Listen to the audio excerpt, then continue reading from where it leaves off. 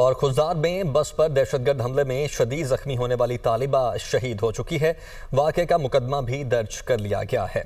बुज़िलाना हमले में शदीद जख्मी 8वीं जमात की तालिबा सहर सलीम शहीद हो गई। शहीद तालिबात की तादाद 4 हो चुकी है। दहशतगर्द हमले का मुकदमा खुजार के थाना CTD में पुलिस की मुद्दत में दर्ज किया गया है।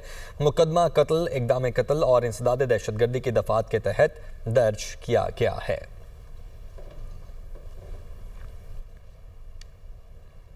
और खुजार में बस पर दहशतगर्द हमले में शदीद जख्मी होने वाली तालिबा शहीद हो चुकी है। वाक़े का मुकदमा भी दर्ज कर लिया गया है। बुज़िलाना हमले में शदीद जख्मी 8वीं जमात की तालिबा सहर सलीम शहीद हो गई। शहीद तालिबात की तादाद 4 हो चुकी है। दहशतगर्द हमले का मुकदमा खुजार के थाना CTD में पुलिस की मुद्दत में दर्ज किया गया है। मुकदमा कत्ल, इक़दाम कत्ल और इंसदाद दहशतगर्दी की दफ़ात के तहत दर्ज किया गया है।